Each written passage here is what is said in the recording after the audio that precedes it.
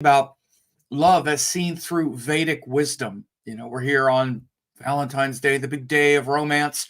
But what are the 5 stages of love and the evolution of Venus astrologically? As you can see here, we have these Sanskrit words: kama, shringara, maitri, bhakti, atma, prema. What do those things mean? Well, I'm going to talk about that today. Please like the video. Clicking like helps a lot more than you know. It pushes the video higher in relevant video searches. Also, please leave a nice comment. Comments also help more than you know as it raises the video in searches. Many times with hundreds of likes, there are only a dozen comments and they can be disproportionately negative. So be positive. Let me know if you like this. Even just a few words really helps. So subscribe, ring the bell to get notified of upcoming videos. Yeah, it does really help. And people don't know. That's why I'm starting to be more intentional about this, because YouTube, it's called social proof. It measures how important or popular a video is by how many people like it, how many comments are there. Even a nice little comment, say, wow, this was great, really helps a lot. So let's get to it. You can see here where it says love as seen through Vedic wisdom, the 5 stages of love, which is the evolution of Venus astrologically, right? Venus is the indicator or the karaka of love. And you see it goes from kama or desire, which is very much related to the senses. And you see I have more detailed explanations down here, which I'm going to get to. And that goes to then shringara, which is really most related to the romantic passion or emotional attachment that comes through the desire. Desire brings attachment, right? Then we have maitri, which is a friendly love, like we have for our friends. It's a little bit higher. It's a little further away from that kama. Then we have bhakti or devotional love, like we have for children or gurus, where our relationship is not conditioned on their responses and approval. And then we have prema or atma prema. Atma just means the soul. And prema is also like a unifying love. And that's where we're immersed in the love, and the highest love within, the sea within, it should say the self within is the self of all. So I have that here, and you can see where we have that yeah, let me see here. Okay, yeah, I can scroll down. So I'll just read from this and then contextualize.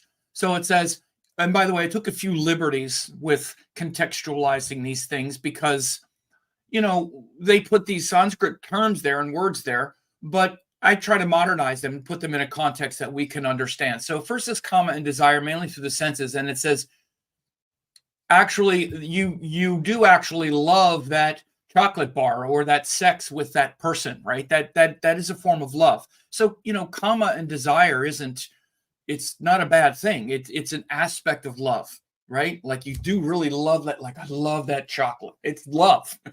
It's the most dense form, right? Or that sex or that physical experience, right? That visceral experience.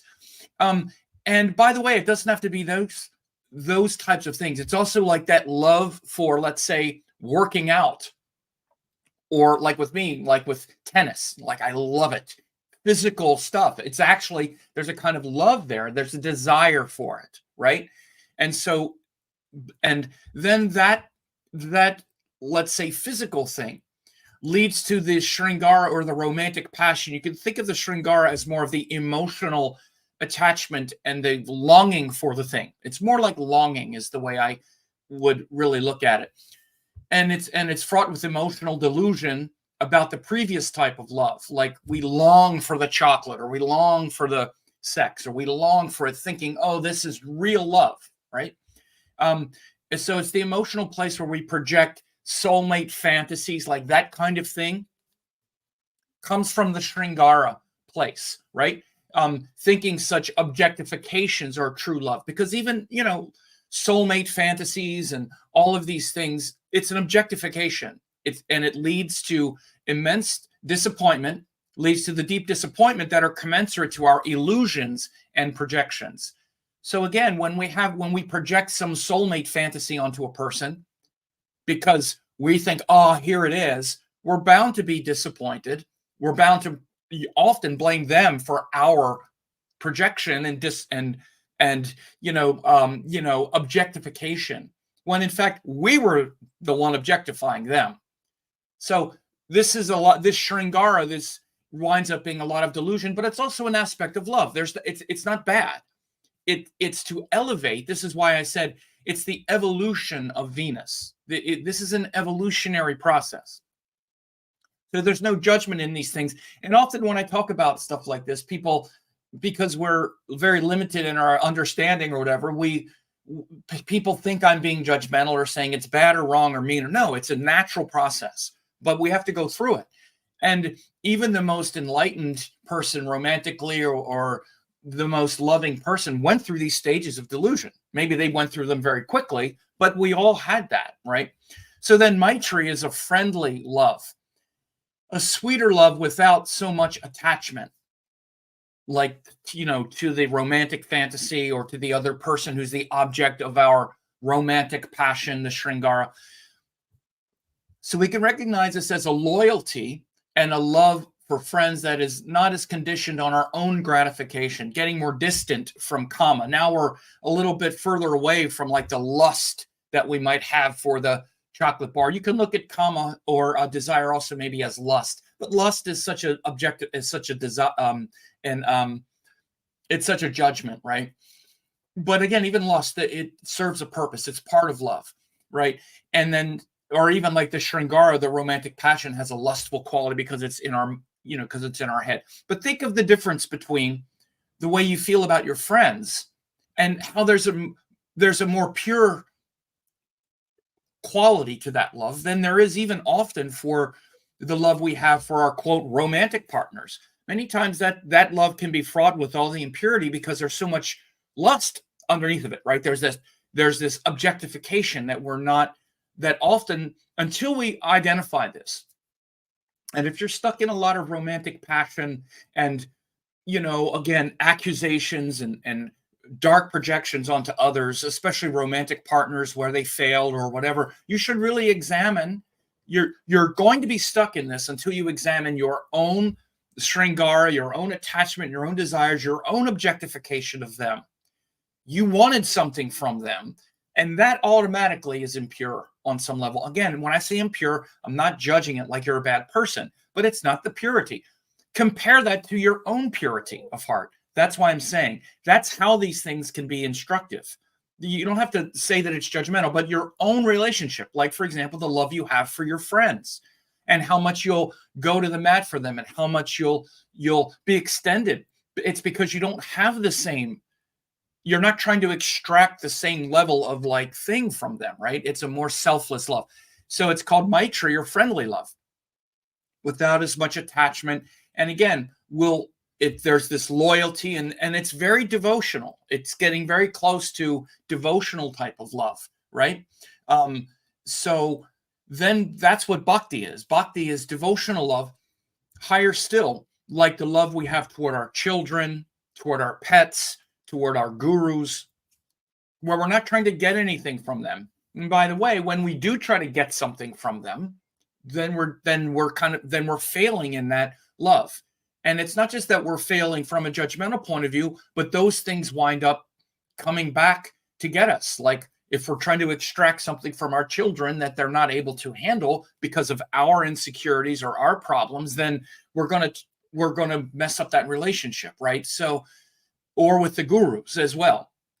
People go to gurus because they want something, not because they're devoted. So the more devotion that's there, the more we get from that, right? So that devotional love is higher, and it's the highest type of love we can have toward other people, toward other individuals, because the last one, Atma Prema, is not really about other people. It's totally within. All these others are really mostly directed outward.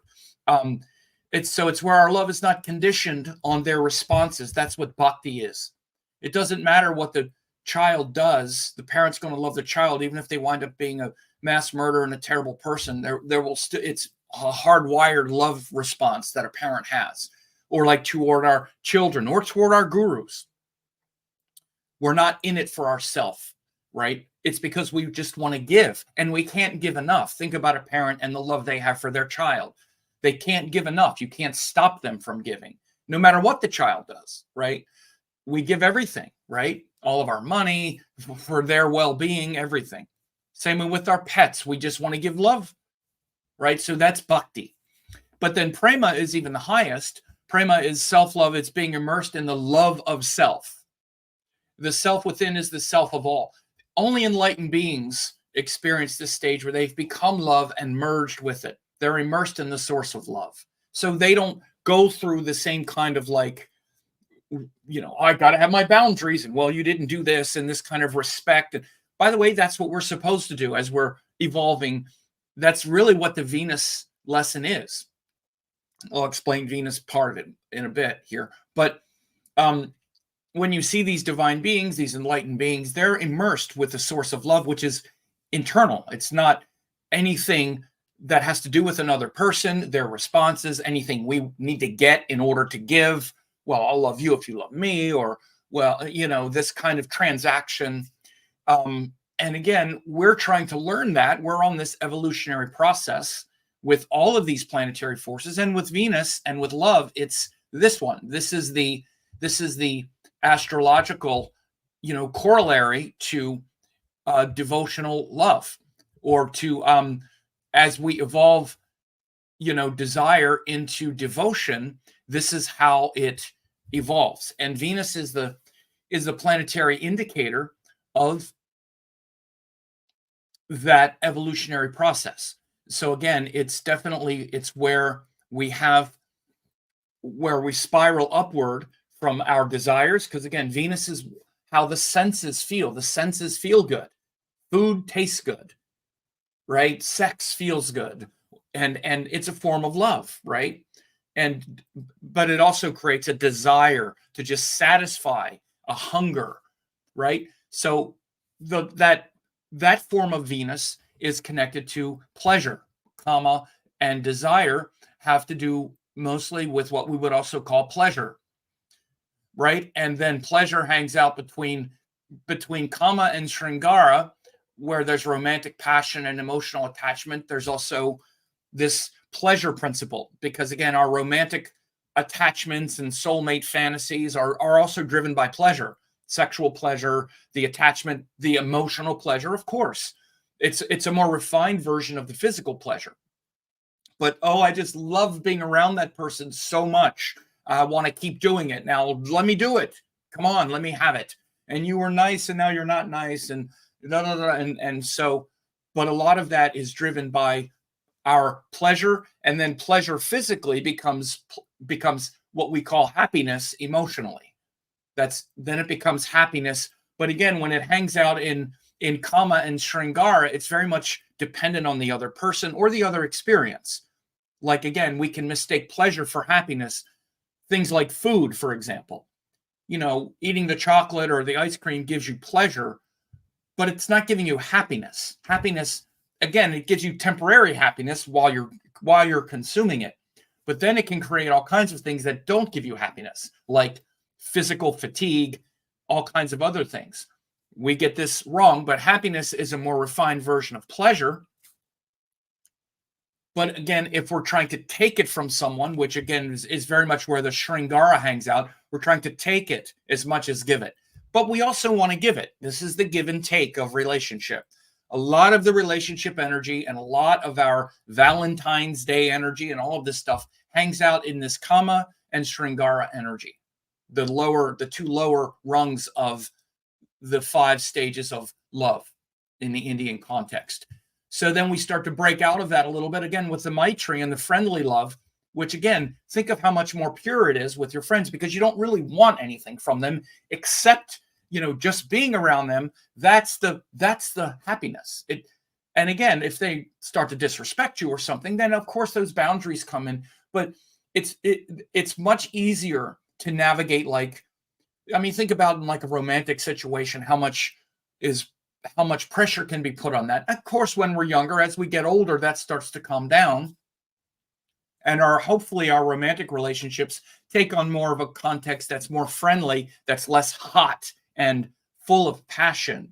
But and then it becomes more pure, but we have more loyalty and natural devotion to our friends. And that aspect of God, which is called Maitri or Maitreya, is a very pure aspect of God.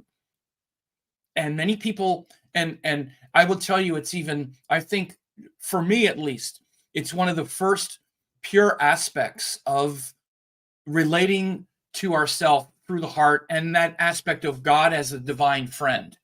Think about your friend, like that friend that you can call in the middle of the night that'll get out of bed and come and, help you when your car is broke down or whatever it might be, that story, the one that you call when you can't call anyone else.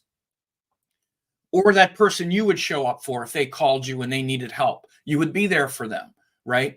Are you that type of person? Think about the purity of that love, right? It's not quite yet devotion, which is the next one, which is bhakti, but it's that it's quite selfless. It's not really conditioned. It's not as scorekeeping. So think about if God is your divine friend, if the one you call in the middle of the night is God, let's say, however you define God. And by the way, this is one of the reasons why it's great to have a guru, because then you have a guru in the body and you can see that being, and that winds up being the one that you are the closest to, because we're very close to our friends.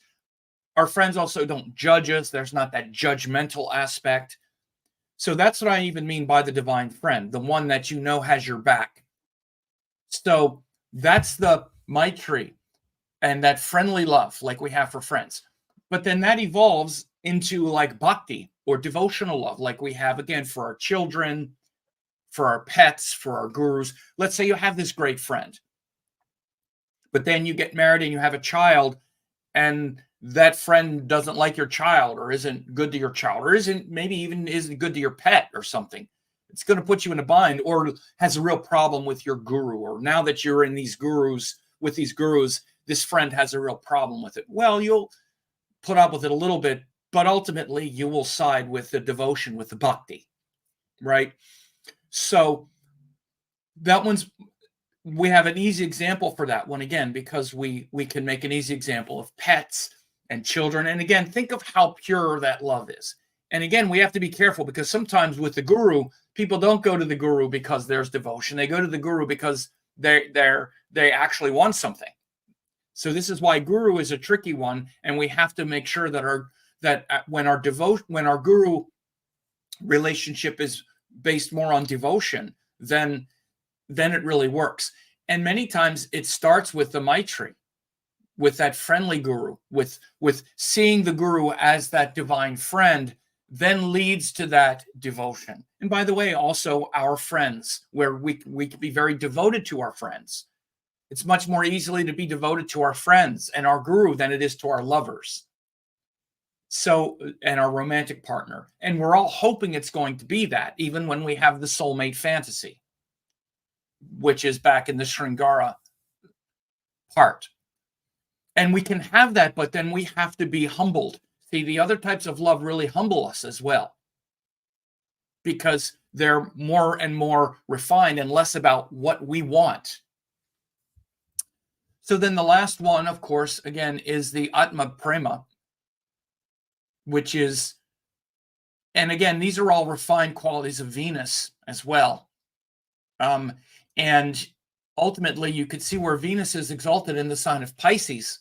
That's also this Atma Prema, where we're just devoted to, where there's devotion and bhakti, but now it's not to a guru or a dog or or a child. It's to existence, because of the transcendent beauty of existence. But that's internal. That's also within. And that, as my guru Amma says, that happiness for no reason. Because again, Venus is what we're looking for, which is happiness. We can mistake pleasure for happiness.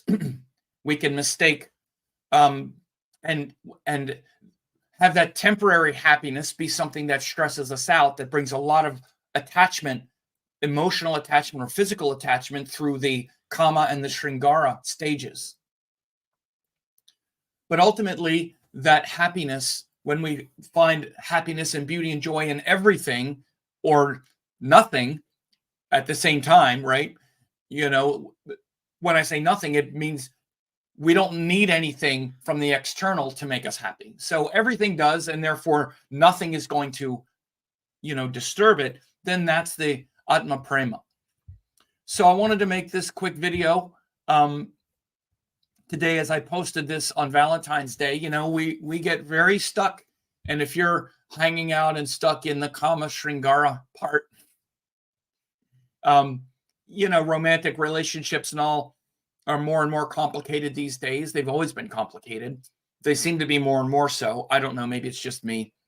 But whatever it is, know that there are many stages of love, and it mostly revolves around transforming desire into devotion, and again, not even just devotion to a person, but devotion to God. You hear me talk about these things a lot, and these are like the stages, the literal stages, from the most, physical and stimulated to the most refined.